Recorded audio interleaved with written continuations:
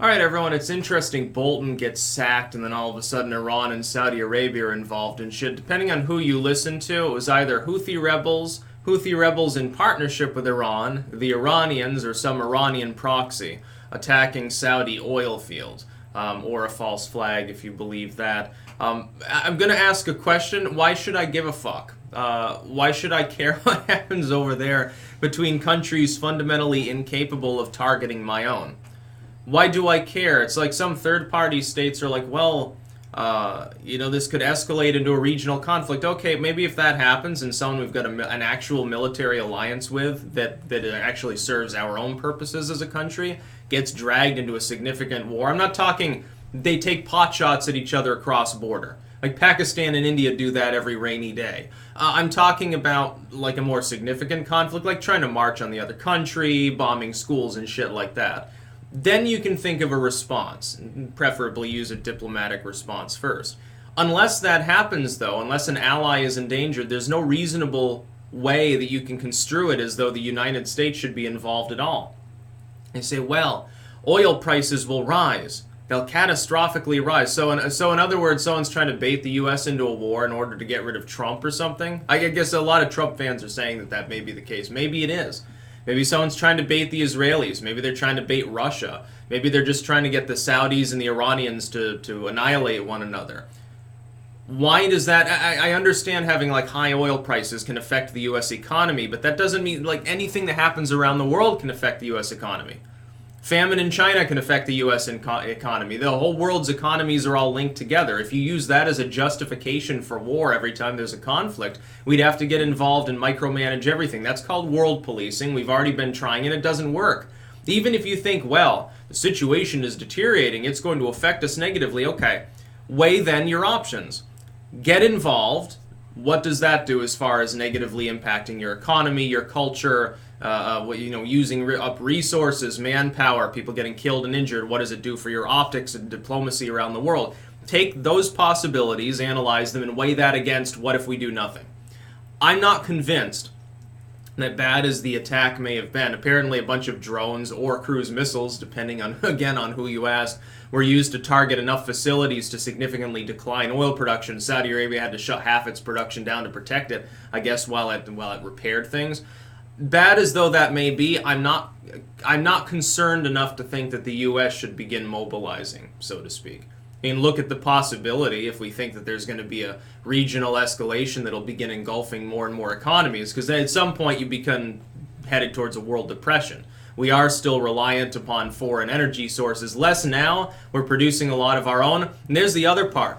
The free market literally has a solution for everything. It's wonderful.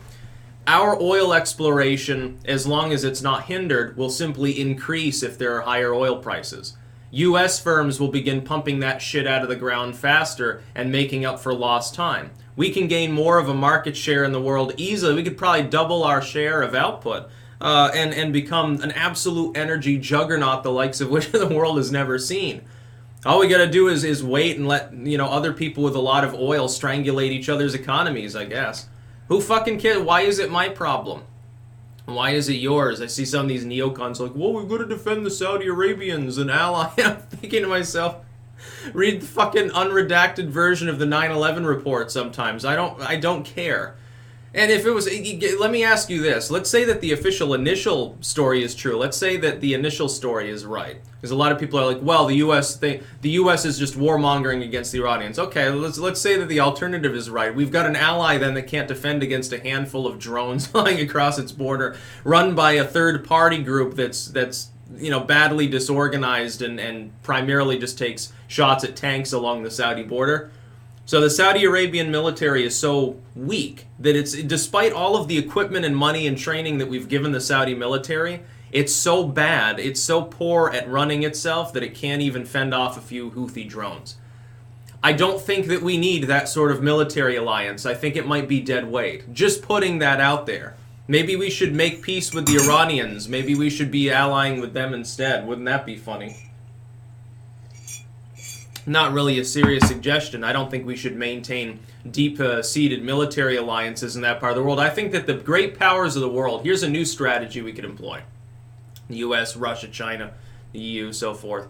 Why don't we take a step back out of all of that region of the world and just simultaneously agree we're not going to back anyone? Let them solve their own disputes. We've got our own energy and shit. China's got a huge amount of coal it's increasingly exploiting. Russia has way more oil and gas than it can use. It's a net exporter. The US quickly is attaining that status. The EU is now getting gas and oil in the North Sea and so forth now too. The UK, of course, they might leave, but they've got their own energy to extract. Why do we fucking give a shit, dude? There's not a whole lot else you can do with a desert. You can get oil out of it. You can irrigate it with the oil money and then have crops. The problem is, that's not going to be a long-term solution. Long-term, those parts of the world shouldn't really be inhabited by large urban populations. They can't be maintained. Not unless some foreign great power decides to maintain them by buying goop that they suck out of the ground. Why do I care about what the Saudi Arabian and Iranian governments do? I don't care if Iran did fire cruise missiles at Saudi Arabia. I also, by the way, don't care if Saudi Arabia retaliates in kind and does the same and hits Tehran. It doesn't affect my day-to-day life at all. People are acting like the sky is falling, like they're so scared. Oh my God, the end times are here. All the Christians get scared maybe, and they say like maybe Armageddon's coming. Okay, that's fine. Let Armageddon come then, dude. Who cares? So why are you scared? Jesus comes back, you go to heaven and stuff. Doesn't sound that bad. And if you don't believe in that shit, then why should it affect your diplomacy? I don't care. Maybe this is a sign of the end times, okay? Dajjal is here, you know, Biden with his purple disfigured eye. So he's going to win the election, and the U.S. will get involved, and pretty soon U.S. and China and Russia, everyone will draw up in what's it called there? That big area there where the battlefield of Armageddon, Megiddo, I believe it's called. And everyone will kill each other. It'll be a nuclear war or something. You know, what'll happen actually is the whole U.S. military, the whole Russian military, the whole Chinese military, forces from the EU and stuff, they'll all be there, and then the North Koreans actually will just, you know, say fuck it and drop the A-bomb all over the battlefield and kill everyone. Ha ha ha, now we're the main military power of the world, and that's how the world ends, because North Korea took advantage of the fact that everyone else was busy fighting in the Middle East. Wouldn't that be funny? Or someone delivers a secret... Again, drones appear to be real effective in battle. Someone, like, covers a drone in Vanta Black in the middle of the night with a 50 megaton fucking bomb strapped to it and just flies it right in. I have thought of that. Imagine a stealth drone that can deliver an atomic payload. There's really no countermeasure for that. Fly it in under the radar. It's close enough to the ground so radar won't detect it. It's stealthy anyway. Cover it in Vanta Black so nobody can see it with visible equipment. Infrared won't detect it. All you have to do is make sure that the bomb is covered in an outer foil that's also stealthy enough and dark enough, and you got it. You just need a lot of drones or one really big drone to do it. You can remote control it over the enemy's border. Yeah, you could preemptively strike another nation with hundreds of nuclear weapons that way if you were sophisticated enough and had the materials, money, and time. It'd have to be a highly secret program, not that countermeasures would be easy to use anyway. That's getting off topic, though. Major point of the video. Why do I care what happens in the Middle East?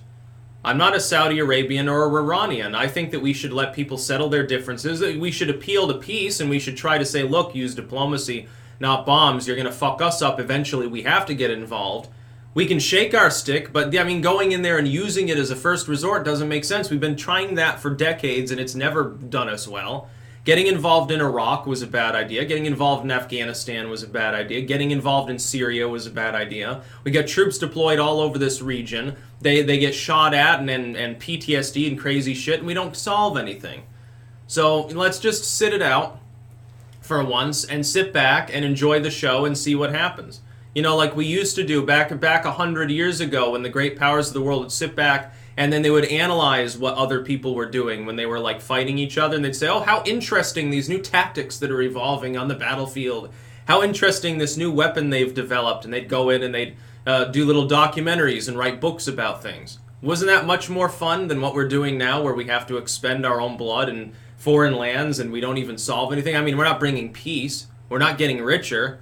What's the fucking point? Doesn't make any sense. That's about all. Peace out.